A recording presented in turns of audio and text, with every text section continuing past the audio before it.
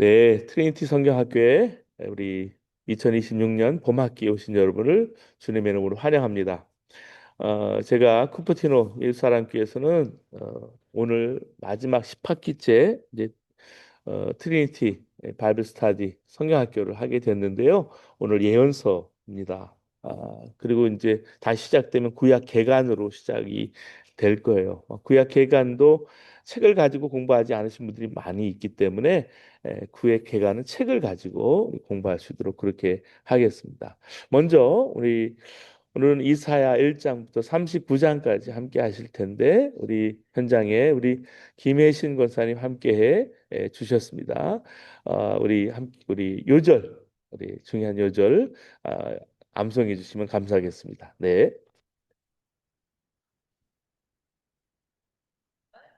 그래서 이에 이 백성이 입으로는 나를 시가하며 입술로는 나를 공경하나 그들의 마음 그들의 마음은 내게서 멀리 아니 떠났나니 떠났나니 그들이 나를 그들이 나를 경외함은 사람의 멸망으로 일품을 냈습니다. 이사야 29장 10절 말씀. 네 감사합니다. 고맙습니다.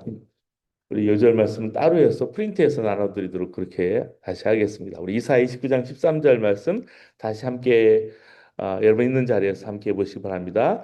주께서 이르시되 이 백성이 입으로는 나를 가까이 하며 입술로는 나를 공경하나 그들의 마음은 내게서 멀리 떠났나니 그들이 나를 경외함으로 사람의 계명으로 가르침을 받았을 뿐이다. 이사야 29장 13절 말씀입니다. 네. 오늘 일과는 예언서 이제 개관부터 시작을 합니다. 유대와 교와 기독교에서 각각 예언서를 어떻게 구분하고 있는지, 그리고 예언자의 의미가 뭔지, 예언자의 메시지가 뭔지 우리가 알아보기를 원합니다. 오늘 특별히 일사야를 다루게 될 텐데요. 북이스라엘이 멸망하기 전 시대를 배경으로 하는 그런 예언이 되겠습니다. 그래서 오늘 이사야 우리 1장부터 39장까지 다 다루고요. 다음 시간에는 우리 36장부터 39장까지 또 다루고 제2 이사야와 우리 제3 이사야 함께 다루는 시간 우리가 가지도록 그렇게 여러분 하겠습니다. 네, 그러면 우리 예언서를 그러면 어떻게 구분할까 한번 보시기 바랍니다. 히브리 성서에서는 예언서가 둘로 나눠지죠.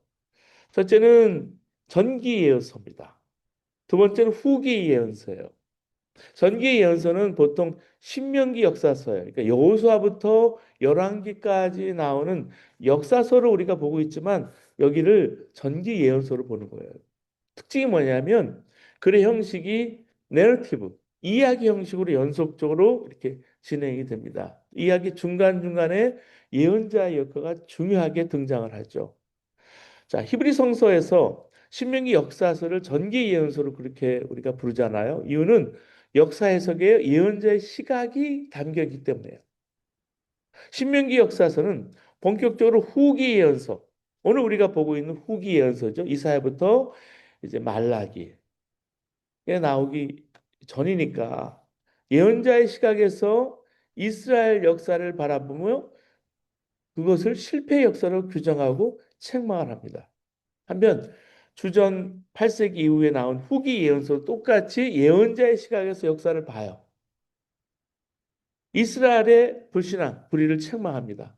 이것을 후기 예언서로 우리가 부르는데 시기적으로 나중에 기록되었기 때문에 이걸 후기 예언서로 보는 거예요. 시간적인 배열로. 그리고요, 우리가 문서 예언서라고도 부르고 있는데요. 예언자 이름이 책 이름에 나오기 때문에 이제 문서 예언서라고도 불러요. 전기 예언서는 신명기 역사서와 같고 후기 예언서는 문서 예언서와 같다 이렇게 생각하시면 될 것 같습니다. 그러면 신명기 역사서에 나오는 예언자들 우리가 살펴보기 원합니다. 여호수아부터 열왕기까지 예언자가 여기 등장하는데요. 대표적인 우리 예언자들이 있죠. 우리 나단 선지자, 다윗의 죄를 지적했죠. 그 다음에 아합 왕에 대한 심판을 지적을 하죠. 엘리야. 또 아합이 전쟁에 나가서 이건 죽게 될 것이다. 미가야 예언자.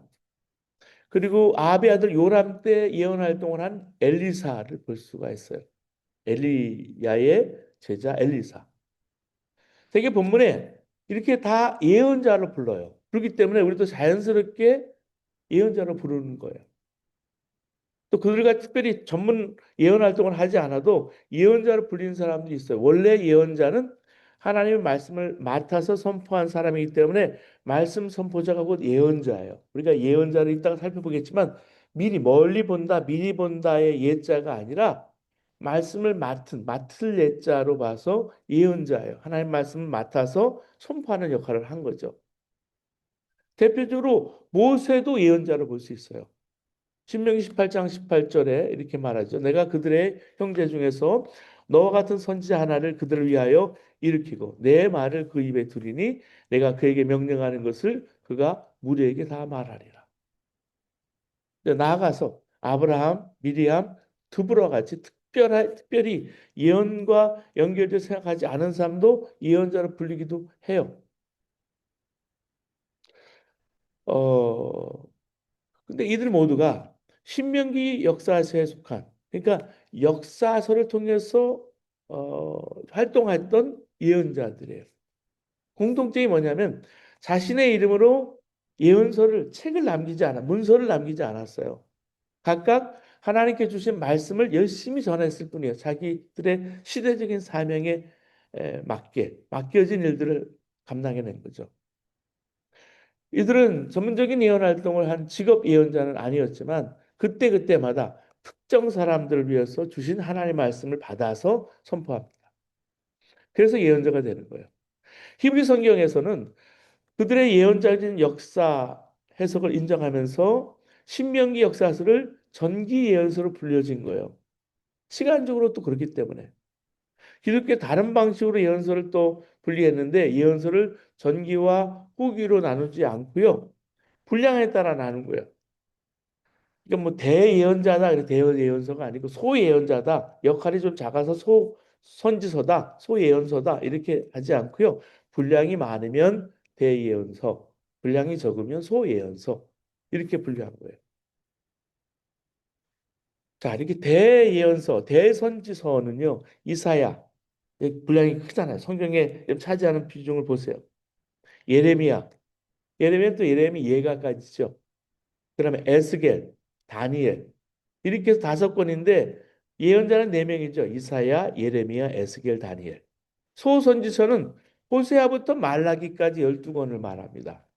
그럼 어떤 기준에서 우리가 대예언서, 소예언서 이렇게 구분했을까? 선포하는 메시지의 경중에 따라서 그렇게 됐을까? 아니에요. 대선지서나 대선지자나 소선지자나 선포하는 메시지는 똑같아요. 단지 분량, 길이를 따져서 그렇게 결정한 거예요. 대선지서는 장수가 많은 책들, 소선지서는 장수가 적은 책들 이렇게 보시면 되는 거예요. 여러분 소선지서는 몇 개로 돼 있습니까? 12개로 돼 있죠. 12명의 소선지자들이 소 예언서를 썼다고 보는 거예요. 다 이게 하나의 두루마리 형태로 써서 전달되었는데 그 분량을 합하면 67장인데 이사야가 몇 장이에요? 66장이잖아요. 이사야 66장 비슷한 거예요. 내용 길이상. 그러면 문서로 남긴 문서 예언자들을 먼저 살펴보기를 원합니다. 아까 말씀드렸듯이 히브리 성서에서 후기 예언서로 불리는 책들 있죠. 지금 우리가 다룰 예언서.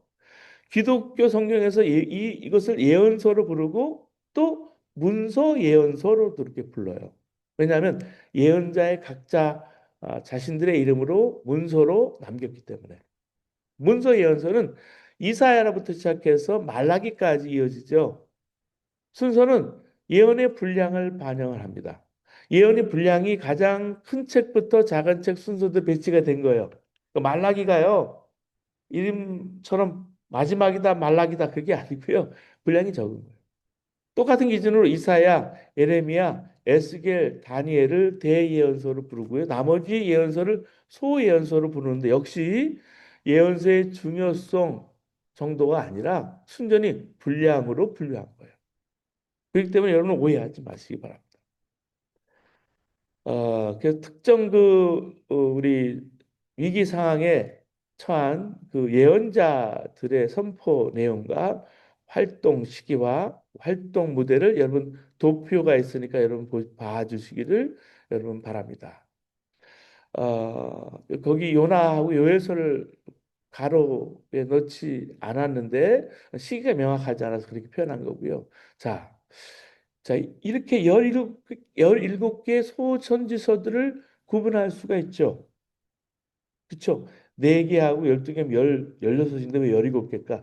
우리 아, 어, 보면은 말씀 보면은 우리 예언서를 구분하고 활동할 때 보면은 우리 예레미야하고 에레미야 애가가 있기 때문에 그걸 하나로 봤기 때문에 그렇게 보는 거예요. 먼저 주전 8세기에 북이스라엘에서 예언한 선지자 2명 있죠. 아모스하고 호세아예요. 그리고 대부분은 남유다에서 예언한 선지자들이에요. 그러니까 북쪽에서 활동한 것은 아모스하고 요세야. 남유다에서 활동한 것은 예언자 예언한 선지자들이 따로 있어요. 주전 8세기에 이사야, 미가, 요엘이 있고요. 우리가 오늘 이사야를 살펴볼 거예요. 요엘은 주전 8세기에 4세기 사이라 정확히 언제인지 모르기 때문에 가로로 표시한 거예요. 그리고 100년 후에 주전 7세기에 스바냐, 하박국, 에레미야가 있습니다. 또 포르기의 두 선지자가 있죠. 에스겔하고 다니엘이에요. 그리고 포르기 이후에 학개와 스가랴, 말라기가 있어요. 오바다, 오바댜, 요나, 나훔은 모두 이스라엘 밖에서 활동한 예언자들이에요. 오바다는 에돔에서, 요나와 나훔은 아수르의 수도 니느웨에서 이렇게 예언을 했습니다. 그래서 여러분 그 도표를 보시고 보시면은 편하게 정리되어 있습니다. 그러면 예언자가 어떤 메시지를 전했을까? 예언자는 무슨 일을 할까요? 정말 미리 보는 점쟁이 같은 일을 할까? 물론 그런 일을 할 때도 있어요. 그러나 그게 예언자의 주 임무는 아니라는 말씀이에요. 예언의 주 임무는 아까 말씀드렸지만은 하나님의 말씀을 맡아서 대언하는 사람이에요. 자, 예언자를 의미하는 히브리어는 나비거든요. 나비라고 그렇게 뜻해요. 뜻은요, 말씀을 선포하는 자예요. 초기 선지자 예언자들은 꿈이나 환상을 통해서 하나님의 메시지를 보고 들은 후에 그것을 전해주는 사람이었습니다. 그래서 그런 사람들을 처음에는 선견자, 선지자 이렇게 표현한 거예요. seer, 본다, 미리 보는 거예요. 근데 나중에 보면 보는 것보다 하나님 말씀을 맡아서 선포하는 역할이 더 강해지면서 예언자라는 표현이 더 적합하게 된 거예요. 그리스어에 보면 이 프로페스와 영어의 프로펫, 히브리어의 나비를 번역한 말입니다. 이건 제대로 번역한 거예요. 왜냐하면 이 프로펫이라는 단어는 프로와 페미라는 두 단어로 결합이 되어 있기 때문에 그런 거예요. 이 페미라는 말은 말한다는 뜻이에요. 말 자체가. 프로는 두 가지 의미가 있습니다. 하나는 미리, 미리. 이 의미로 해석하면 예언자, 이 프로펫은 앞으로 일어날 일을 미리 선포하는 사람의 뜻이 되죠. 그 예언자도 선지자, 선견자처럼 미래를 보고 예언하기도 하는데 그런 의미에서는 이 프로펫을 선지자라고 번역하기도 한다 그랬잖아요. 반면에 이 프로라는 말은 또 다른 의미로 전치사, 무엇을 위하여라는 뜻이 있습니다. 그래서 예언자, 이 프라펫은 자기 앞에 있는 사람들을 위해서 앞에 있는 이스라엘 백성들, 북이스라엘 그리고 남유다 그리고 이스라엘 주변에 있는 민족들을 향해서 그 사람들을 위해서 선포하는 예언자가 된 거죠. 이게 기본 의미예요. 하나님께서 보냄을 받고 하나님의 이름으로 하나님의 말씀을 전하고 천국 가는 길을 가르치는 사람이 예언자예요. 그래서 우리가 성경을 읽을 때 선지자 혹은 선견자라는 단어가 나오면요. 그 사람은 미래를 보는 것이 주의 임무고요. 예언자라는 단어가 나오면 아, 하나님의 말씀을 선포한다. 여러분 이렇게 이해하시면 되겠습니다. 자, 예언자가 뭐 하는 사람인지 본문이 가르쳐 주고 있죠. 신명기 18장, 여러분 18절에서 20절 말씀 보시면 예언자는 하나님의 말씀을 맡은 사람으로서 역할을 하고 있습니다. 하나님께서 주신 말씀만 전하는 거예요. 미래를 보는 사람이 아니에요. 반면에 이사야 6장 5절에서 8절, 이사야가 하나님께 소명을 받을 때 이야기죠. 뭐, 하루다 나여 망하게 되었다. 나는 입술이 부정한 사람이요. 나는 입술이 부정한 백성 중에 거주합니다. 그렇게 고백을 하죠. 근데 여기가 바로 이사야의 소명장이거든요. 여기는 미래를 맞추는 것에, 미래를 알아맞추는 것에 전혀 언급이 나오지 않아요. 근데 에레미야하고 에스겔이 예언자로 부르받는 이야기에서도 역시 초점은 하나님께서 주신 말씀을 선포한 것이지 미래를 아는 것이 아니라는 거예요. 자, 요즘 여기 베이지 역에도 왕가 사는 남자인가요? 왕 뭐야? 영화가 재밌는 영화가 단종 이야기가 나오고 있는데 영정조 시대가 있고 이제 단종이 좀 나오죠.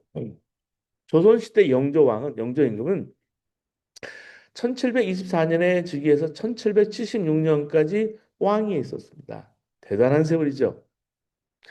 유다 왕 가운데서도 52년간 나라를 다스린 임금이 있습니다. 그가 누굴까요? 주전 8세기 중엽의 우시아예요. 우시아가 꽤 유능했던 모양이에요. 유능한 임금이었어요. 그런 재임 기간 동안 유다는 많은 발전을 이뤘어요. 이 남유다가 성공을 한 거예요. 군사적인 성공도 거뒀어요. 블레셋과 아라비아를 정복했어요. 오랜 적대국인 암몬을 정복해서 조공을 받았어요. 국토를 요새화했어요. 어쩌면 광개토 대왕 같은 역할을 했는지 몰라요. 군대를 재편성하고 사회적인 재화가 일부 왕에게 편중되지 않도록 세심한 배려를 했어요. 그는 왕으로서 군의 총사령관으로서 행정가로서 탁월한 업적을 남겼습니다. 근데 성공했잖아요. 성공이 문제가 돼요. 자만심에 빠졌어요. 재단에 분양하는 제사장의 직무를 수양하려 한 거예요. 그러니까 정교가 분리가 돼야 되는데 정치와 지배를 정치와 종교적인 역할을 자신이 다 하려고 한 거예요. 왕이 막 제단에 불을 붙이는 순간 죄송해요. 대제사장 아샤랴와 용감한 80명의 제사장들이 왕의 앞을 가로막습니다. 근데 왕은 아랑곳하지 않아요. 제사장들을 만류하는데도 무시하고 제단에 손을 댑니다. 그때 어떤 일이 일어나면 이마에 갑자기 문둥병 증상, 한센병 징후가 나타났습니다. 나병 환자가 된 거예요. 하나님의 강력한 경고죠. 두려움에 잘 사로잡힌 이 우시아가 왕위를 아들인 요담에게 물려주고 별궁에 머물렀어요. 강력한 통치가 사라지니까 국민들이 수군수군 됐습니다. 동요하기 시작했어요. 아버지가 이뤄놓은 번영을 지키고 발전시키기에 요담은 너무 유약한 거예요. 아들은. 몇 해 후에 우시아가 죽으니까 백성들이 극도로 정치적인 혼란에 빠졌어요. 자, 이사야가 소명을 체험한 것은 어떤 때 바로 이 우시아 왕이 죽던 그 해에 그러니까 우시아 왕이 죽던 그 해에 하면서 바로 이사야를 등장시키잖아요. 백성들이 심리적인 공황 상태에 빠져 있을 때 그는 말씀을 맡은다로서 말씀을 전하라고 하시는 부름을 받은 거예요. 콜링을 받은 거예요. 어느 날 이사야는 성전 예배에 참석하고 있었습니다. 예민한 감수성을 가지고 있었던 이사야는 심사가 잡잡했을 거예요. 장차 나라가 어떻게 될지 걱정이고 신앙적인 긴장감 없이 살아가고 있는 백성들을 현실을 보니까 또 걱정인 거예요. 이 부모의 마음을 알아차릴 때 비로소 철든 자식이 되잖아요. 이사야는 어쩌면 하나님의 마음 아프심을 헤아리고 있는지도 몰라요.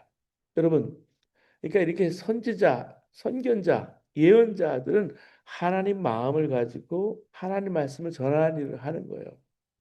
우리 믿는 사람은 세상에서 일어나는 일에 무관한 사람이 돼서는 안 돼요. 하나님은 이 세상 모든 만물을 창조하셨어요. 여러분 지금도 심상치 않잖아요? 트럼프와 또 이스라엘이 좀 이란을 침공하고 나서 이란이 잘못했죠. 많은 사람들이 죽었잖아요. 지난달에. 얼마나 죽었는지 통계도 나오지 않아요. 근데 이번에 이란에 하는 폭탄을 쏟아부으면서 벙커버스터까지 쏘면서 거기 있는 최고 지도자는 죽었지만 많은 아이들이 죽었어요. 그 일로 인해서 그냥 붕괴되었던 시아파들이 뭉치면서 결국은 이게 중동 전체로 지금 6개국에 번지고 있어요. 그리고 유럽도 지금 긴장을 하고 있고 그 수많은 생민이 죽어가고 있는 거예요. 우크라이나와 러시아에 북한 병사들이 가서 많이 죽어갔잖아요. 요즘 전쟁은요 또 드론과 로봇 전쟁이라 정말 사람들이요 처음에 그렇게 많이 죽. 값싼 미사일과 이런 걸 지대공 미사일을 쏘지 않고요. 그냥 일단은 소비전으로 그냥 드론이나 무기들을 이렇게 하느라고 정말로 많은 사람들이 죽어가고 있어요. 역사 속에 이렇게 벌어지는 일들, 인간의 행실들로 말미암아 기뻐하기도 하지만 슬퍼하기도 하신 하나님. 가장 무서운 것은 하나님 마음을 알아차리지 못할 정도로 무뎌진 영혼의 둔감함. 그렇기 때문에 여러분 영혼 사랑하는 마음을 가지셔야 돼요. 지금도 북한에 억류되어 있는 사람들이 많이 있어요. 선교사님들이. 중국에 억류되어 있는 목사님들이 많이 있어요. 여기에 대한 마음을 가지고 기도하셔야 돼요. 우리가 그냥 예언서를 시간이 됐으니까 예언서를 공부한다는 게 아니라 하나님이 책을 맡겨주셨잖아요. 트리니티 바이블 스타디. 아이, 책을 또 트리니티를 내가 해야 돼. 근데 하나님이 이 책을 맡겨주신 것만큼 내가 하나님 마음으로 세상을 바라볼 줄 아는 눈을 키워나가는 거예요. 그게 세계를 품고 기도하는. 이사 1장 3절에 보면 소도 재임자를 알고 나귀도 주인이 저를 어떻게 먹이 키우는지 알건만은 이스라엘은 알지 못하고 나의 백성 깨닫지 못하는구나 합니다. 이사 1장 15절에 너희가 팔을 벌리고 기도한다 하더라도 나는 더들떠보지도 않겠다. 너희가 아무리 많이 기도를 한다 하여도 나는 듣지 않겠다. 너희 손에는 피가 가득하다. 이렇게 말씀. 그러니까 이스라엘의 이런 둔감함, 영적인 둔감함을 가르치고 있는 거예요. 자, 그러면 이 예언서가 뭘까요? 이 이사의 예언서 현재를 위한 처방입니다. 첫째, 예언자의 관심은 미래를 보는 게 아니고 지금 현실을 보고 현재에 있는 거예요. 현재 삶이 하나님 말씀에 맞는가 맞지 않는가 분석해서 하나님의 복과 심판을 선포하는 역할을 합니다. 물론 예언자가 이렇게 현재 삶에 대해서 말씀을 선포할 때 부차적인 미래에 대한 내용도 선포할 수 있어요. 근데 현재 어떻게 행동하냐에 따라서 미래가 달라질 수 있기 때문에. 근데 이것은 어디까지나 현재 영향을 받는 상황 가운데 미래를 말하는 것이지 현재와 상관없이 뚱딴지 같이 500년 후에 미래를 말하는 게 아니죠. 정감록을 말하는 게 아니라는 거예요. 하나님께서는 500년 후에 일어날 일을 신비 체험을 통해서 예언자에게 알려주실 수 있지만 예언자는 평소 그런 경험을 하지 않아요. 요즘 한국에 점 보고 무당하고요. 운명 철학관 이런 게 다 있는데 미래를 보고 생각하는 거잖아요. 내 다음 세대는 어떨지, 내 운명은 어떨지, 내 자리를 유지할지, 내가 대통령은 될지, 내가 국회의원은 될지. 선거철이면 왜 이렇게 더 무당과 점 보는 사람들이 난리예요. 젊은 사람들에게 타로나 여러분 이렇게 또 자기 운명을 그렇게 맡기는 일들이 너무나도 많아요. 예언자는요, 미래를 보는 게 아니에요. 현재 삶이 하나님의 뜻에 맞게 살아가고 있는지를 알고서 말씀을 선포하는 거예요. 두 번째, 예언자는 죄를 지적합니다. 사람들은 예언서를 읽는 걸 별로 좋아하지 않아요. 어렵기도 하고 부담스러워. 여러분 예언서 그 성경학교 어렵게 돼 있는데 너무 어려운 거기에 신학적인 내용 생각하지 마세요. 이 책은요, 우리가 읽지만 사서 읽음으로 인해서 신학교에 특히 해외에 있는 신학교의 학생들에게 트리니티 성경을 신학적으로 목회자하고 신학생들에게 이거 보급하기 위해서 우리가 말씀 운동을 하는 거예요. 우리 목적이 그렇게 시작이 됐어요. 그래서 조금 신학교 수준의 그런 책이에요. 그래서 지금까지 성경 공부하고는 좀 다를 거예요. 왜냐하면 뭐 수요 예배나 주일 예배 이런 거 다 다를 수가 없잖아요. 근데 여러분 신학을 한다는 마음으로 그렇게 하셔야 돼요. 요즘은 목회자들 신학하려는 사람이 점점 줄어들기 때문에 다시 한번 말씀드리지만은 평신도 이렇게 스피커들, 평신도 사역자들, 평신도 선교사님들이 앞으로 이 많은 일을 대체하게 될 거예요. 다 전문인들이니까. 목사가 무슨 직업을 가지고 있는 게 아니잖아요. 근데 예전에 바울도 직업을 가지고 선교를 했고요. 텐트 메이킹을 하면서 우리는 각자 가지고 있는 달란트를 가지고 사역을 할 수 있는 거예요. 그렇기 때문에 여러분 그런 읽기가 부담스러워도 우리가 하나님 말씀을 전파하는 역할을 합니다. 주요 내용이 이렇게 죄를 지적하고 꾸짖는 일이잖아요. 반복해서 하면 이게 참 굉장히 힘들어져요. 꾸중을 받아도. 예언서는 대단히 중요해요. 빼놓지 말고 읽어야 합니다. 예언서는 인간의 죄성을 들춰내서 적나라하게 눈앞에 펼쳐 보여줍니다. 자신의 죄성을 보는 것은 건강한 신앙생활하기서 반드시 필요해요. 여러분 트리니티 성경학교를 일반 교회에서 하기가 참 껄끄럽기도 해요. 왜냐하면 이거 좀 어렵다. 왜냐하면 이대로 전하고 이대로 살아야 되는데 요즘 큰 교회나 목사님들 보면 이렇게 살다 이렇게 전하다가는 정말 성공하기 힘들다 이렇게 생각할 정도로 부담스러운 내용들이 여기 가득 담겨 있어요. 근데 건강한 교회 생활, 슬기로운 신앙 생활 이게 반드시 필요하다는 말씀이에요. 이게 죄성을 봐야 하나님 은혜를 바라볼 수 있고요. 하나님 은혜를 바라봐야 죄에서 구원받는 길이 열리기 때문에 그래요. 인간의 죄성을 지적하는 책이 또 하나 있는데 말씀드렸듯이 신명기 역사서예요. 역시 예언자 시각에서 인간의 죄성을 고발합니다. 하나님의 은혜를 저버린 이스라엘 역사에서 정말 하나님 마음으로 우리 선지자들이 봤을 때 실패한 역사로 보고요. 그 역사에 참여한 왕과 백성을 모두 실패했다고 알려주는 역할을 합니다. 그런 역할 우리를 하면서 말씀을 하고 있는데요. 우리 이사야 말씀 보면 이사야 6장 5절 보면 재앙이 나에게 닥치겠구나. 이제 나는 죽게 됐구나. 예, 세 번역을 읽었어요. 나는 입술이 부정한 사람인데 입술이 부정한 백성 가운데 살고 있으면서 왕이신 만군의 주님을 만나 뵙다니 이렇게 말합니다. 자, 하나님 현존 앞에 선다면 누구도 자기 부족함을 느끼지 않을 수가 없어요. 자랑스럽게 자기가 떠벌렸던 지식, 경험, 지위, 내가 이 정도면 자기 만족이죠. 헛된 거예요. 이 모든 것이 덧없다는 걸 알게 됩니다. 어두운 밤에 보이지 않던 옷의 얼룩이요. 대낮이 되면 환하게 보이잖아요. 그렇듯이 하나님 앞에 서면 누구나 자기 허물 앞에 눈물 짓지 않을 수가 없어요. 이사야가 정말 경외감에 압도되어 있을 때 스랍 가운데 하나가 제단에 타고 있는 숯을 부집개로 집어들고 그에게 다가옵니다. 천사 중에 하나가 그 숯을 그 뜨거운 숯을 가지고 다가오는 거예요. 그러면서 입에 대고 말합니다. 이것이 너의 입술에 닿았으니 너의 악은 사라지고 너의 죄는 사해졌다. 정말 은총의 순간입니다. 거듭남의 순간인 거예요. 이사 6장 7절 말씀에 그런 말씀을 보면서 이사야가 완전히 자기의 삶이 여기서 전환점이 이루어지는 거예요. 자기 부족함에 대한 절감에 그거 할 일하고는 아무것도 없었어. 할 수 있는 일도 없었어. 여러분 그렇습니다.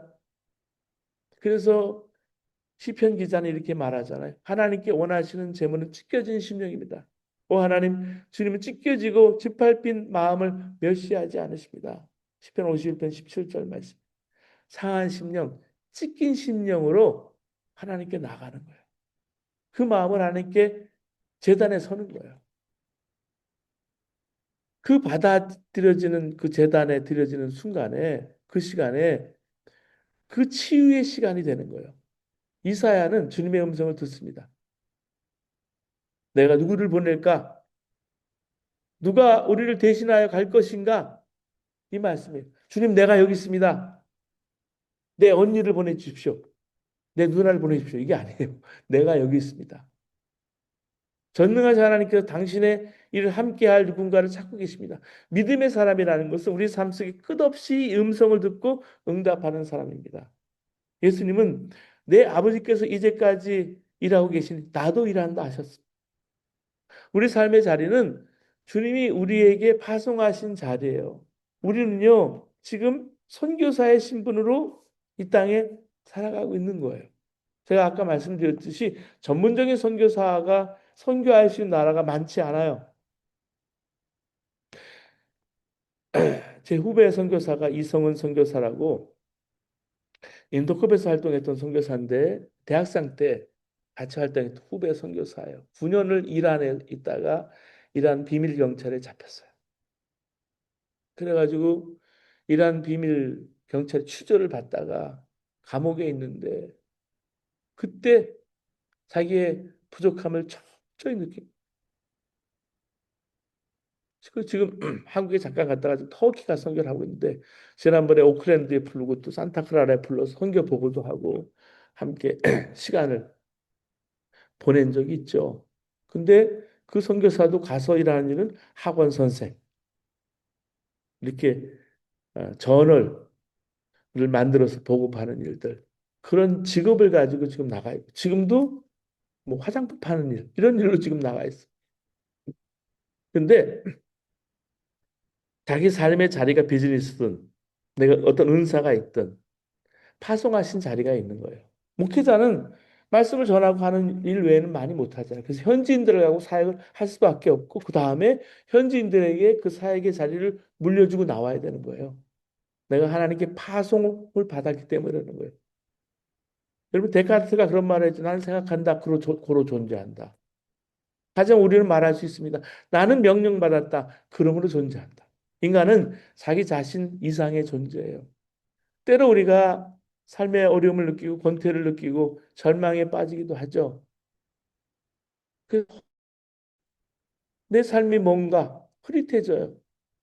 그것은 하나님께로 받은 명령을 잊어버렸기 때문에 소명을 깨닫는 순간 삶이 되게 돼 있어요.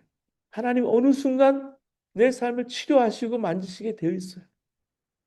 여러분 아프시고 넘어지고 좌절하 계신 여러분 하나님이 고치셔서 사명의 자리로 여러분 부르실 때 이사야처럼 주님 저는 부족한 사람입니다. 그러나 내가 누구를 보낼까 할 때 내가 여기 있나이다. 응답하시기 바랍니다. 예언서는 이렇게 이스라엘의 죄를 지적하는데 거기서 그치지 않고 하나님은 공의 하나님 동시에 사랑이 하나님이신 것처럼 예언자도요. 메시지도 심판만 전하는 것이 아니라 언제나 결론은 사랑이 회복이에요. 어떻게 하면 실패한 인생이 하나님께 돌아와서 회복을 경험할 것인지를 가르치는 거예요. 이런 이유로 예언자의 메시지에는 언제나 하나님의 아픈 마음, 애끓는 마음, 그 컴패션의 마음이 담겨져 있는 거예요. 이걸 볼 줄 아는 사람이 예언자죠. 성숙한 신앙이죠. 우리도 마찬가지라는 말씀이에요. 그래서 예언서를 우리가 읽을 때 예언서의 일들을 의도를 똑바로 알고 우리 읽기를 바랍니다. 예언자가 책망하고 심판을 선포할 때 그 안에 우리를 향한 하나님의 마음이 여기 담겨 있구나. 하나님의 애끓는 사랑이 여기 담겨 있구나. 나를 포기하지 아니하시는 별명이 영생이신 하나님이 나를 끝까지 붙잡고 계시는구나. 회개하고 돌아오면 모든 걸 회복시켜 주시겠다, 복 주시겠다 하는 하나님의 의지가 담겨 있는 거예요. 렘브란트의 그림 돌아온 탕자 보면은요, 오른손과 왼손이, 한 손은 여러분 아주 강력한 아버지의 손이 있지만 한 손은 아주 어머니의 부드러운 손길이 있는 것처럼 하나님의 마음은 그런 거예요. 부담스럽지만은 근데 하나님의 회복, 사랑의 마음이 같이 담겨 있다는 그런 의미에서 예언서. 세 번째, 이 예언자는요, 개인 구원만이 아니라 사회 구원을 지향합니다. 개인의 죄성을 지적한 동시에 사회 악을 고발해서 공동체의 영성에서 회개를 요구하는 거예요. 여러분, 공동체가 회개할 때 하나님 거기에 부흥을 부어주시는 거예요. 회개하지 않으면 부흥 주시지 않아요. 여러분, 원산에 1903년에 선교사님들이 그렇게 기도해서 그 불씨가 쌓여서 1907년에 장대현 교회에서 평양 대부흥 운동이 일어나잖아요. 그 평양이 그렇게 예루살렘처럼 되잖아요. 하나님께서 회개했을 때, 선교사 한 사람 회개했을 때, 또 지도자들 회개했을 때, 성도들 회개했을 때 거기에 하나님 부흥을 부어주시는 거예요. 예언서가 지향하는 목표는 개인 영혼 구원뿐만 아니라 공동체가 다 구원받는 거예요. 이런 이유 때문에 예언자의 정신은 혼자 잘 믿고 혼자 구원받는 게 아니에요. 전부가 아니에요. 사회적인 불평등, 부조리, 인권, 사회부장 같은 문제, 신앙과 동떨어진 주제가 아니라 신앙의 일부예요. 볼 줄 알아야 돼요. 지금 이 문제 가지고 지금 이란 전쟁을 통해서 볼 때, 우크라이나 전쟁을 통해 볼 때, 북한이 얼마나 또 앞으로 핵을 가지고 있는데 어떻게 전개될 것인가? 북한에 있는 수많은 정말 배고픈 심령들, 압제받는 사람들 생각해 보면 김정은 한 사람만 생각할 것이 아니라 정말 그곳에서 있는 같은 동포를 어떻게 하면 하나님이 구원해내실까를 생각해야 돼요. 그래서 이거는 나만 받고자 하는 문제가 아니라는 말씀. 특별히 정치, 종교 지도자들은 정직하고 공정하게 백성을 선도하지 못할 때 신앙인은 모른 척하고 넘어가는 것이 아니라 하나님 말씀에 근거해서 그들의 치부를 드러내야 한다는 말씀이에요. 미가서 6장 6절에서 8절 말씀 여러분 보시고 야고보서 1장 27절 말씀 여러분 보시기 바랍니다. 미가서 6장 6절 7절 이렇게 말해요. 내가 주님 앞에 나아갈 때 높으신 하나님께 예배드릴 때 내가 무엇을 가지고 가야 합니까? 번제물로 바칠 1년 된 송아지를 가지고 가면 됩니까? 아니면 수천 마리의 양이나 수만의 강줄기를 채울 올리브 기름을 드리면 주님께서 기뻐하시겠습니까? 내 허물을 벗겨주시기를 빌면서 내 맏아들이라도 주님께 바쳐야 합니까? 내가 지은 죄를 용서하여 주시기를 빌면서 이 몸의 열매를 주님께 바쳐야 합니까? 이렇게 말하죠. 북이스라엘과 시리아가 이제 공격해 오니까 유다 왕 아하스가 자기 아들을 불에 태워서 제물로 바치지 않았어요? 이건 하나님 금하신 거예요. 이방 풍속을 지금 남유다에서 하고 있는 거예요. 아하스의 제사 속에는 신에게 내가 가진 것 중에 가장 큰 걸 바쳤으니까 신도 나에게 큰 것을 주어야 한다. 인간적인 계산이 거기 들어가 있는 거예요. 그거는요, 자기 욕심이에요. 욕망이죠. 욕망이 신앙 깊은 곳까지 파고들어서 신앙마저도 자기 아래 굴복을 시킨 거예요. 미가는 6장 8절에 이렇게 말합니다. 너 사람아 무엇이 착한 일인지를 주님께서 이미 말씀하셨다. 주님께서 너에게 요구하신 것이 무엇인지 이미 말씀하셨다. 오로지 공의를 실천하며 인자를 사랑하며 겸손히 내 하나님과 함께 행하는 것이 아니냐. 하나님은 우리에게 수천 마리의 제물과 강줄기를 채울 올리브 기름 자식을 제물로 바치는 것 원하지 않아요. 하나님께서 우리에게 원하시는 것은 공의를 실천하는 것, 인자를 사랑하는 것, 겸손히 하나님과 함께 행하는 거예요. 여러분 공의는 히브리어로 미슈파트라고 합니다. 정의와 공평을 뜻하는 말이죠. 이거는 하나님의 속성이에요. 인자하신 하나님도 되지만 공의로우신 하나님인 거예요. 하나님 백성들에게 이 공의를 요구하시는 거예요. 정의와 공평, 뮤시파트를 요구하시는 거예요. 인자를 사랑하라 할 때 인자는요, 페이스풀 이렇게 번역하기도 하지만 인자는 사람, 이웃을 의미합니다. 곧 인자를 사랑하라는 말은 사람과 이웃을 긍휼히 여기라는 말이에요. 사랑하라는 말이에요. 그리고 겸손히 하나님과 함께 행하라는 말의 원어적인 의미는 하나님과 함께 겸손히 걸어가는 거예요. 온유하고 겸손한 마음으로 한 걸음 한 걸음 걸어가는 거예요. 여러분 새벽에 마태복음을 가지고 특별 새벽에 사순절 하면서 주님과 함께 행복한 동행이라고 말하잖아요. 함께 주님과 함께 겸손히 행하는 거, 걸어가는 거예요. 자기 삶이 언제나 하나님 앞에 있음을 잊지 말고 겸손히 살아가는 걸 말하는. 그러면 우리가 이사야를 좀 더 깊이 들어가기 보기를 원합니다. 이사야는 예언자 버전에서 최고의 책입니다. 예언서의 정말 팔찌에 있어서는 거기에 보석이 박혀 있다가 보는 거예요. 그리고 대예언서 중에서 제일 큰 분량이 크기 때문에 제일 앞에 배치가 돼 있죠.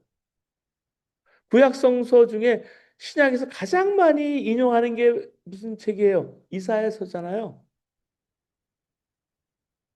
5, 6병 정도, 5, 600분 정도 그렇게 얘기해요.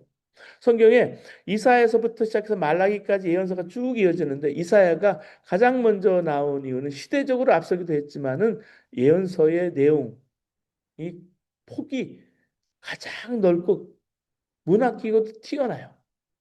그래서 예언서의 백미라고 그렇게 불려집니다. 이사야가 뛰어난 문학성을 보여주는 대표적인 예를 들라고 하면 이사야 5장 1절에 7절을 볼 수 있어요. 포도원 주인이 가장 기름진 땅에 포도원을 만들고 그곳에 극상품 포도나무를 심고 좋은 열매를 맺기를 기다립니다. 그런데 예상외로 맛없는 들포도만 열렸네요. 그 이야기를 지금 하고 있는 거예요. 유대인들이 포도를 만든 주인, 즉 하나님의 의도를 철저히 무시했어요. 악한 열매 맺었다고 책망을 하고 있거든요. 그런데 이렇게 포도원이 악한 열매만 맺게 된 게 누구 책임이에요? 다 유대 지도자들, 지도층 때문이에요. 8절 보실까요? 8절 보시면 가옥에 가옥을 이으며 전토에 전토를 더하여 빈틈이 없도록 하고 이 땅 가운데 홀로 거주하려 하는 자들은 화 있을진저. 아마 그때도 부동산 투기하는 사람도 있었던 모양이에요. 가옥을 한 채도 소유하지 못한 사람들이 대부분인데 어떤 사람은 가옥에 가옥을 잇고 전토에 전토를 더해서 빈틈이 없도록 하면서 그 거대한 땅과 거대한 주택에 혼자 사는 사람들. 요즘에만 그런 사람들이 있는 게 아니라 벌써 그때도 있었던 거예요. 그럼 이런 엄청난 재산이 어디서 나왔을까? 정당하게 번 것이 아니겠죠. 악행을 통해서 얻은 재산입니다. 이렇게 엄청난 부자가 못 돼요. 여러분, 정상적으로 돈 벌어서 정상적으로 하나님께 맡기고 하나님께 드리는 분들이 얼마나 귀한가, 얼마나 가치 있는가를 우리가 알아야 돼요. 자신의 소득을 가난한 사람들과 고아와 과부들과 나그네들하고 나누면 절대로 이렇게 부자가 되지 못합니다. 설령 그렇게 엄청난 부자가 되었더라도 그렇게 살지 않아요. 하나님께서 이런 재산의 편중을 사회 악으로 보시는 거예요. 또 그런 것들이 용인된 사회가 구조적으로 타락한 것을 보시고 여기에 심판을 명령하신 거예요. 이 메시지를 전달하기 위해서 우리 이사야는 유희의 방법을 사용합니다. 그들에게 정의를 바라셨더니 도리어 포악이요. 그들에게 공의를 바라셨더니 도리어 부르짖었음에도 이렇게 말할 때 원어가 보면요. 미슈파트, 미스파하, 체데카, 세아카 비슷한 음가를 이렇게 가졌지만은 뜻은 정반대의 단어를 연속적으로 배치한 거예요. 이걸 유희라고 하거든요. 이렇게 배치한 이유는 사람에게 더 강한 인상을 남겨줌으로 인해서 메시지가 강하게 전달되게 하고 있는 거예요. 그럼 구조를 보실까요? 이사야 43장 우리 18절에서부터 20절 말씀 이렇게 보시기를 바랍니다. 보시면 너희는 이전 일을 기억하지 말며 옛날 일을 생각하지 말라. 보라, 내가 내 새 일을 행하리니 이제 나타날 것이라. 너희가 그것을 알지 못하겠느냐? 반드시 내가 광야의 길을 사막의 강을 내리니 장차 들짐승 곧 흥냥이와 타조도 나를 존경할 것은 내가 광야의 물을 사막의 강들을 내어 내 백성 내가 택한 자에게 마시게 할 것입니다. 자, 바벨론 포로로 잡혀간 삶의 희망을 송두린 채 뺏긴 채 살아가고 있던 이스라엘 백성들이 주신 말씀. 주님은 선지자 이사야를 통해서 새로운 시대를 열 것임을 선언하세요. 이스라엘 백성들이 바벨론 제국의 압제에서 해방돼서 마침내 새로운 백성으로 다시 나게 될 거라고 말씀하시는 거예요. 이걸 아름다운 비유로 말씀하시는데 16절 보세요. 내가 바다 가운데 길을 내고 거센 물결에 통로를 내겠다. 19절 하반절에 보면 내가 광야에 길을 내겠고 사막에 강을 내겠다. 하나님의 사랑이요. 여러분 공의와 함께 있는 곳에 길이 열립니다. 여러분 여러분의 삶 속에 이 봄과 함께 사순절에 힘들고 어려운 일이 겹쳐 있을지는 모르지만 여러분 하나님이 길 내시는 것을 여러분 삶에 경험하시길 바랍니다. 문을 여시는 것을 경험하시길 바랍니다. 우리 속에 사랑이 있으면 길이 있게 마련이에요. 배고픈 자식을 먹이기 위해서 부끄러움을 마다하지 않는 엄마처럼 우리 속에 사랑이 식지 않는 한 우리는 낙심할 수 없어요. 우리 속에 진정한 사랑이 있는 한 하나님 우리에게 분명히 길을 열어주실 거예요. 목마른 백성들을 살리시려고 광야에 물을 대고 사막에 강을 내시는 하나님이 내 아버지세요.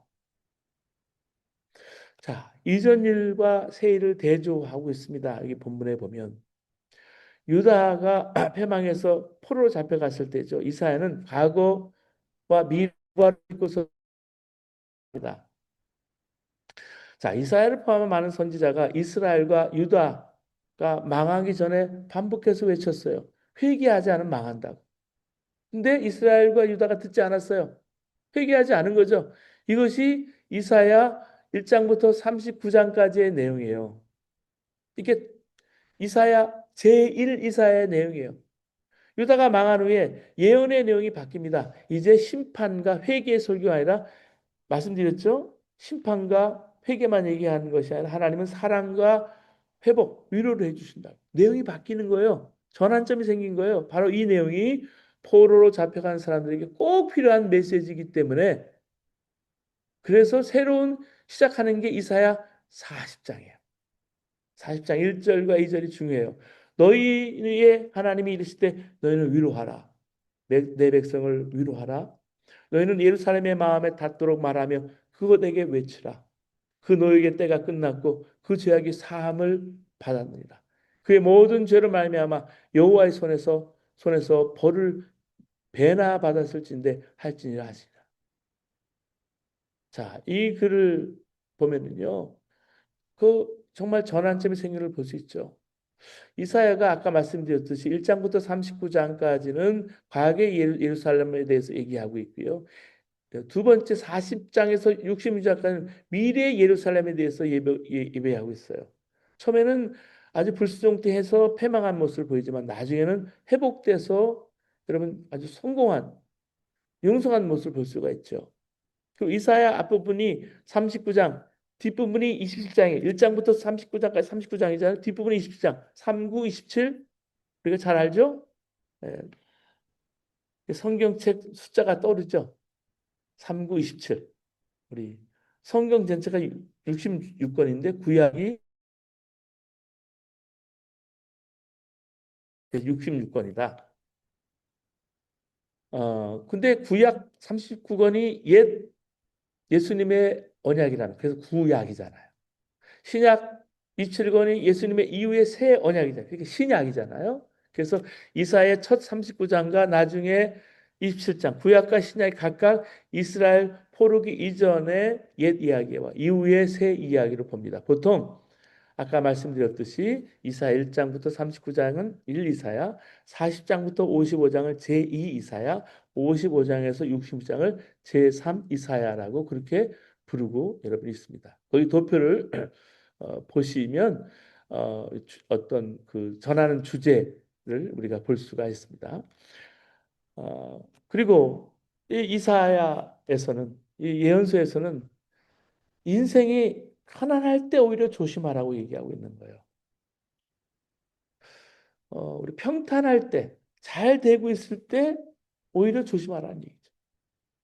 열왕기나 역대기에서는 아스를 여호와보시기에 악하게 행한 왕으로 얘기합니다.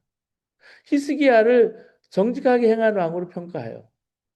유다 왕가 중심의 역사관에서 적어도 히스기야를 모범적인 왕으로 표현하고 기록을 하고 있어요. 근데 이사야를 보세요. 이사야 7장하고 36장, 39장에 보면 실패한 왕으로 판정을 하거든요.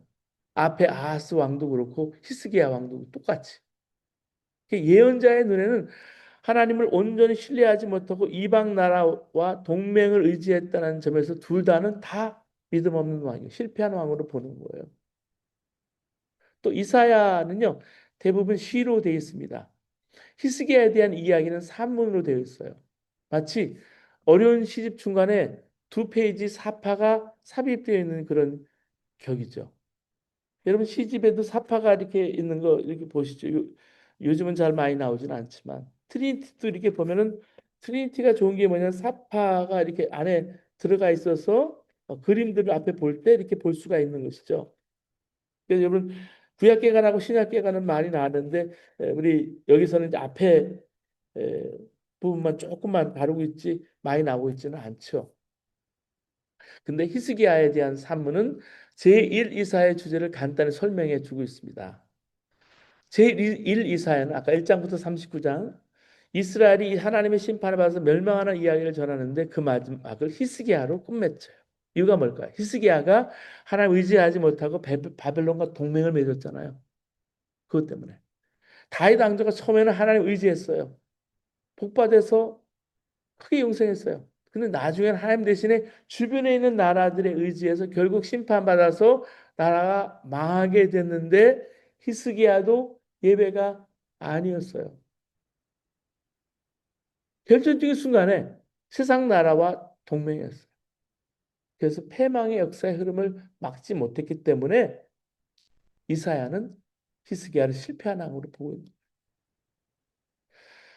자, 그러면 이사야서에 보면은 두 번 예루살렘이 포위된 장면이 나옵니다.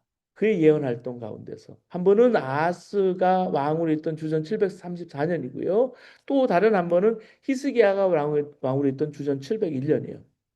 자, 주전 735년에 아수르의 디글랏 블레셀이 영토를 한창 확장하고 있었습니다. 북동쪽에서 밀고 내려오면서 먼저 시리아 지역의 사람 아람을 치고 그 다음에 이스라엘 칠 그런 작전이었습니다. 이런 상황에서 아람과 이스라엘은 서로 동맹을 맺고 남쪽 유다에게도 동맹에 참여할 것을 요구합니다. 유다가 이거를 난 안 한다 거부하니까 그들은 함께 내려와서 예루살렘을 포위했어요. 이때 아스는 아수르에게 도움을 요청하고요. 아수르는 아람과 이스라엘 북쪽을 공격하고 그들은 북쪽을 방비하기 위해서 예루살렘 그 포위를 중단하고 떠났습니다. 그 다음에 아수르는 아람과 북이스라엘 멸망시키게 됩니다. 사태가 이렇게 일락 끝난 다음에 유다는 아수르의 속국이 돼서 정기적으로 공물을 바치게 되죠.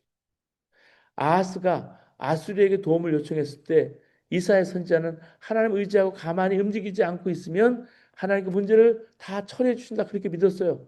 하지만 그렇게 말했지만 아하스가 그 말을 들어요? 안 들었죠. 거절했어요. 그리고 아수르의 도움으로 정권을 유지합니다. 이렇게 자기 정권을 유지하기 위해서 하나님 대신에 아수르의 의지에서 하게 됐을 때 어떻게 됐습니까? 열왕기가 16장에 공이 불신앙 행위로 강하게 심판받아요. 여러분 이렇게 보시면 그래서 이스라엘 민족이 어떻게 돼요? 아수르에게, 시리아에게, 바벨론에게, 주위 나라들에게 둘러싸여서 엄청난 전쟁에 휘말리기도 하고 바벨론 포로가 되기도 하고 엄청난 일을 겪게 되는 거예요.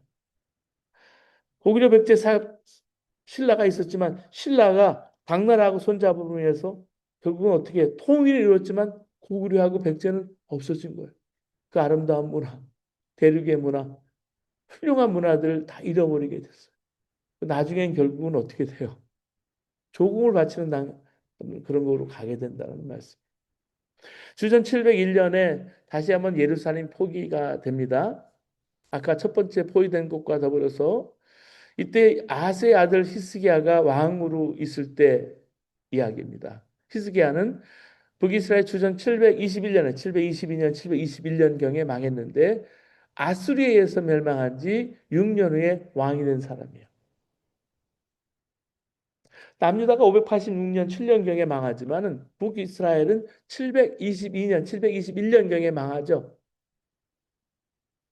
이 멸망한 지 6년 후에 왕이 돼서 히스기야가 아수르가 북이스라엘을 멸망시킬 때 남유다는 멸하지 않고 속국으로 남겨뒀어요. 근데 북이스라엘과 아람이 동맹해서 아수르를 적대시할 때 협력하지 않았기 때문에 히스기야는 선왕의 정책을 물려받아서 줄곧 아수르에 협력합니다. 그러다가 주전 705년에 아수르의 사르고나 전쟁에서 죽고 권력이 사내일비해서 양도되는 시점에 독립을 시도하게 됩니다. 다른 아수르의 속국들이 독립을 시도할 때 히스기야도 거기에 그냥 분위기 편승해서 독립을 하려고 했어요. 사내립이 이것을 되돌리기 위해 유다를 쳤습니다. 유다의 모든 도시를 점령하고 이제 예루살렘만 남았네요. 이때 사내립은 히스기야에게 지금이라도 항복하고 다시 공물을 보내라고 요구합니다. 히스기야는 그가 원하는 대로 다 해줬어요. 근데 사내립은 공물을 받고 나서도 물러서지 않고 예루살렘을 정복하려고 한 거예요. 히스기야는 성전에 들어가서 구해달라고 간절히 기도합니다. 그때 하나님 그 기도를 들으시고 개입하세요. 천사를 보내서 사내립의 군대를 몰살시킵니다. 이 일이 있은 다음에 히스기야는 이제 하나님을 의지해서 더 이상 강대국과 동맹을 맺지 말았어야 돼요. 그런데 그렇게 했을까요? 하나님의 은혜를 잊어버리고 바벨론과 독립을 시도한 거예요. 이후로 이사야 선지자에게 나라가 망한다는 심한 책망을 받은 거예요. 자, 훌륭한 왕이었는지는 모르지만은 결국은 바벨론을 끌어들인 거예요. 당장은 구원받았을지는 모르지만 나중에는요 엄청난 걸 요구받게 되잖아요. 자, 히스기야를 보시면 히스기야는 기도의 사람으로 유명합니다. 아수르의 사내립이 쳐들어왔을 때 성전에 들어가서 굵은 베옷을 입고 간절히 기도한 장면이 유명하죠. 그때 하나님 기적적으로 아수르 군대를 물리쳐 주셨어요. 병들어 죽게 된 상황에서 얼굴을 벽으로 향하고 간절히 기도했을 때 하나님이 어떻게 합니까? 15년의 생명을 연장시켜 주셨어요. 얼마나 간절히 기도했으면요. 하나님께서 죽을 수밖에 없는 것을 15년 연장시켜 주셨어요. 지난 주간에도 병실에 찾아가서 히스기야의 기도가 생각나서 하나님 15년 히스기야가 기도했을 때 간절히 기도했을 때 생명 연장시켜 주셨던 것처럼 하나님 우리 생명 연장시켜 주세요. 그리고 사명이 있으면 죽지 않습니다. 그 사명 가운데 하나님이 하실 일이기 때문에 예루살렘을 위협했던 아수르에게서 나라를 지켜주시겠다고 약속도 받았습니다. 이사야 38장 5절 6절이에요. 이렇게 하나님을 의지했던 히스기야도 병이 났고 예루살렘도 아수르에 의해서 벗어나게 되니까 어떻게 됐어요? 자신의 믿음을 지켜야 되는데 지키지 못한 거예요. 그가 아수르의 위협에서 벗어난 것은 아수르의 경쟁국인 애굽을 의지했기 때문이 아니었습니다. 하나님을 의지했더니 하나님께서 구원해 주신 거예요. 그런데 히스기야는 이런 놀라운 일을 체험하고 나서는 인간적인 처세술로 바벨론과 동맹을 맺으려고 했다라는 말씀이에요. 그래서 여러분 그 내용을 여러분 살펴보시기를 바랍니다. 그래서 부와 권력을 가시하고 공동의 목표를 위해서 바벨론과 서로 믿고 어, 동맹한 것이 어떤 결과를 갖다 줍니다. 자, 히스기야가 바벨론과 동맹을 선택했을 때 하나님께서 그에게 심판의 말씀을 내리셨습니다. 보실까요? 이사야 39장 6절에서 7절 말씀이에요. 이 구절만 보면 유다가 바벨론의 망해서 포로가 되는 것이 히스기야의 이번 죄 때문인 것을 오해할 수 있어요. 그렇게 생각해야 할 경우에 하나님께 그에게 과잉 처벌을 내리셨다 느낄 수 있어요. 그래서 히스기야는 몇 안 되는 선한 왕에 속하는 사람인데 하나님께 부당하게 꼬투리를 잡아서 그에게 유다 멸망의 책임을 물었다 이렇게 착각할 수 있어요. 그 사실이 그게 아니죠.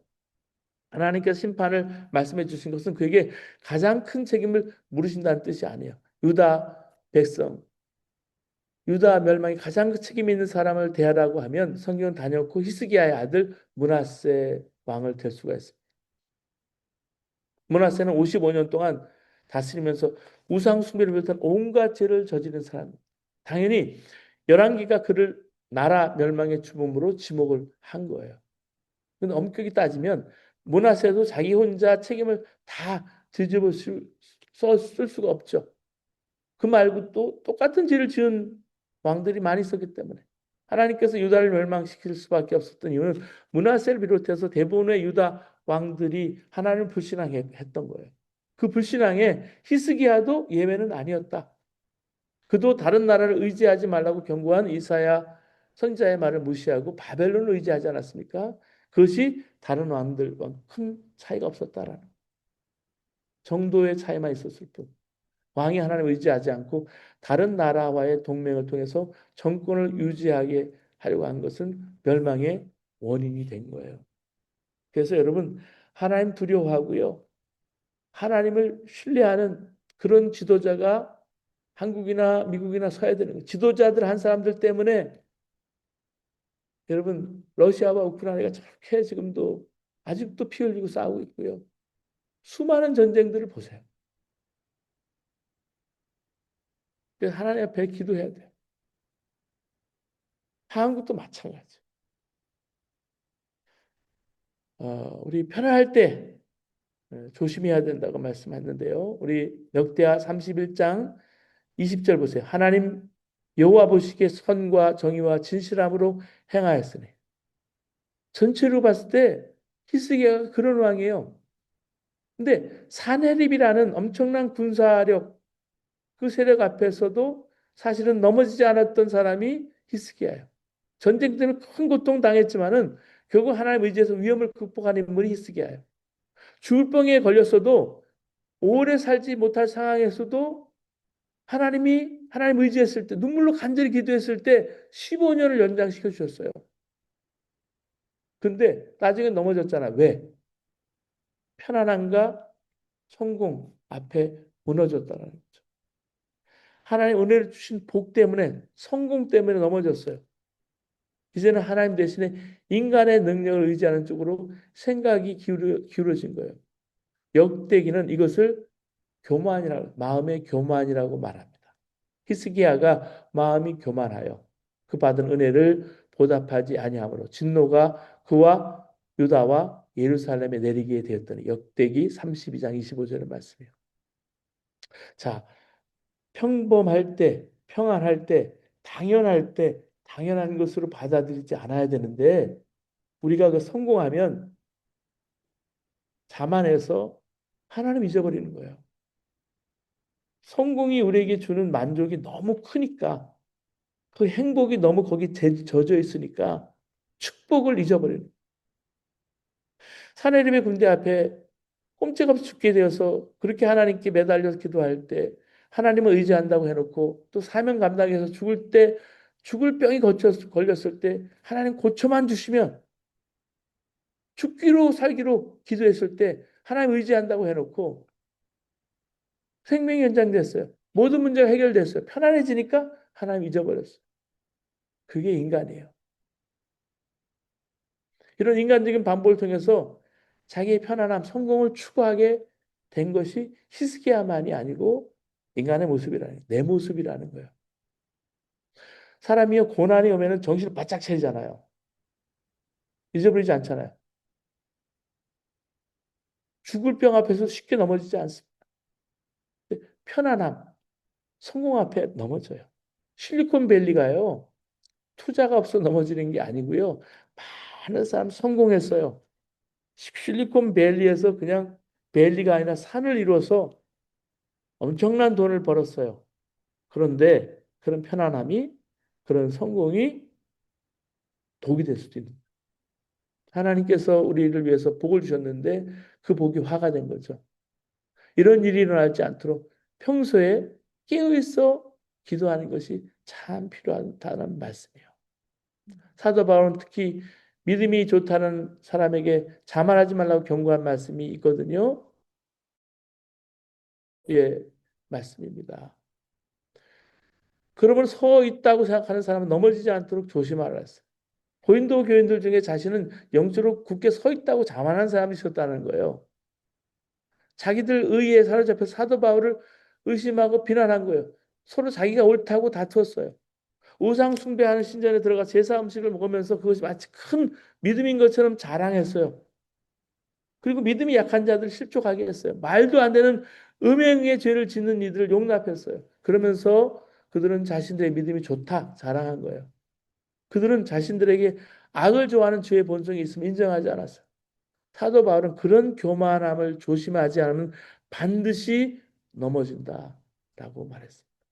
우리 하나님 앞에 여러분이 사순절에 우리 트리니티 성경학교를 봄에 합니다. 사순절이 랜턴, 봄이라는 뜻이 있어요. 고난 앞에, 어려움과 고통 앞에 여러분 봄을 바라보면서 여러분 주님과 함께 동행하며 문이 열리고 길이 열리는 그런 체험을 하는 저와 여러분 되시기를 주님의 이름으로 바랍니다. 우리 함께 기도하시겠습니다. 그런즉 선줄로 생각하는 자는 넘어질까 조심하라. 교만은 패망의 선봉이요 거만한 마음은 넘어짐의 앞잡이로다. 은혜와 사랑이 많으신 하나님 아버지, 우리가 실상은 살았다라고 얘기하지만 실상은 죽은 사람이 아닌지요. 성도란 하나님 믿는 사람이란 살아있는 사람의 이름입니다.